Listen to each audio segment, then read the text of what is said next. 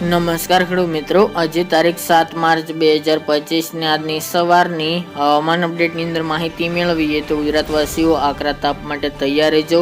તાપમાનનો પારો 40 ડિગ્રીને પાર જોવા મળી શકે છે. સાથે જ 14-15માં હવામાનમાં પલટો આવે તેવી પણ શક્યતાઓ છે. તો ગુજરાતની અંદર માવઠું થશે કે નહીં તેની પણ અપડેટ મેળવીશું. આ ઉપરાંત તાપમાન, ગરમી અને પવનની દિશા અને ઝડપની પણ માહિતી આપણે આ વિડીયોની અંદર મેળવીશું. ચેનલમાં નવા હોય તો ચેનલને સબસ્ક્રાઇબ કરી નાખજો અને વિડીયોને લાઈક આપીને તમામ ખેડૂત ભાઈને શેર કરી દેજો. હાલ ગુજરાતની અંદર પવનની ગતિમાં વધારો થયો હતો, પરંતુ હવે ધીરે ધીરે પવનની ગતિ ધીરે થાય તેવી શક્યતા રહેલી છે. ઘણા બધા ભાગોની અંદર પવનની ગતિમાં ઘટાડો જોવા મળી રહ્યો છે, પરંતુ હજુ 2 દિવસ દરમિયાન સૌરાષ્ટ્રના દરિયાકાંઠાના ભાગો, કચ્છના ભાગો અને ઉત્તર ગુજરાતના ભાગોની અંદર પણ હજુ 2 દિવસ દરમિયાન પવનનું જોર જોવા મળી શકે છે. ખાસ તો મિત્રો વેસ્ટર્ન ડિસ્ટર્બન્સ ઉત્તર ભારતમાંથી બેક ટુ બેક પસાર થઈ રહ્યા છે, જેના કારણે ગુજરાતના હવામાનમાં ઘણા બધા ફેરફારો જોવા મળી રહ્યા છે. પવનની દિશા પણ બદલાણી છે. સાથે જ ઘણી બધી બાજુ ઉત્તર પૂર્વના તો ઉત્તર પશ્ચિમના અરબ દેશના પવનો જોવા મળી રહ્યા છે. પવનની ગતિમાં હવે ધીરે ધીરે ઘટાડો જોવા મળે છે. આ સાથે જ મિત્રો ગુજરાતનું હવામાન પણ ફેરફાર જેવું જોવા મળી રહ્યું છે, કારણ કે પવનની ગતિમાં વધારો થતાં રાત્રિ દરમિયાન ઠંડીનો પારો પણ થોડો વધી ગયો છે. 2 દિવસ દરમિયાન ગુજરાતની અંદર હળવી ઠંડી પણ રાત્રિ દરમિયાન જોવા મળી રહી છે. રાત્રિનું લઘુત્તમ તાપમાન પણ ઘણું નીચું આવ્યું છે, 2 થી 4 ડિગ્રી, જેના કારણે કચ્છ અને ઉત્તર ગુજરાતની અંદર 12 ડિગ્રી સેલ્સિયસ સુધી તાપમાન ગઈ રાતના દરમિયાન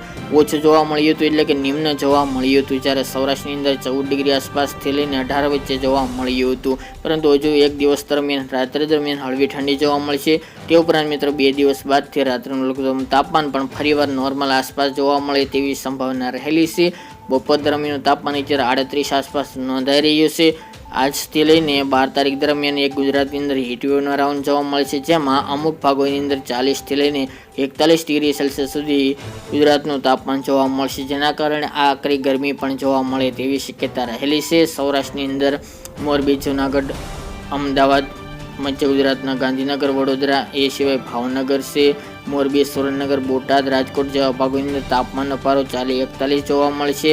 દક્ષિણની અંદર સુરત, વલસાડ એ વિસ્તાર, નર્મદા, વ્યારા, છોટાઉદેપુર એ ભાગો, ભરૂચ, અંકલેશ્વર જેવા ભાગોની અંદર પણ તાપમાન 40-41 જોવા મળે તેવી શક્યતા રહેલી છે. બાકીના ભાગોની અંદર 40 આસપાસ તાપમાન નોંધાશે. એ ઉપરાંત મિત્રો વાત કરીએ તો હવામાનમાં ફેરફારો અત્યારે ચાલુ છે. ઉત્તર ભારતમાંથી વેસ્ટર્ન ડિસ્ટર્બન્સને કારણે ગુજરાતમાં તેની અસર જોવા મળી રહી છે. ઉત્તર ભારતમાં ભારે હિમવર્ષા થશે અને સાથે વરસાદની આગાહી કરવામાં આવી છે, જેના કારણે ગુજરાતનું હવામાન મિક્સ જોવા મળશે, એટલે કે હવામાન બદલાયા કરી શકે છે. સાથે જ મિત્રો 14-15માં પણ ગુજરાતના હવામાનમાં એક પલટો આવી શકે છે, કારણ કે ફરીવાર back to back western disturbance પસાર થઈ રહ્યા છે, એના કારણે. બાકી ગુજરાતમાં માવઠાની સંભાવના નથી. વધુ અપડેટ આગામી દિવસમાં જણાવીશું. આ અત્યારની વહેલી સવારની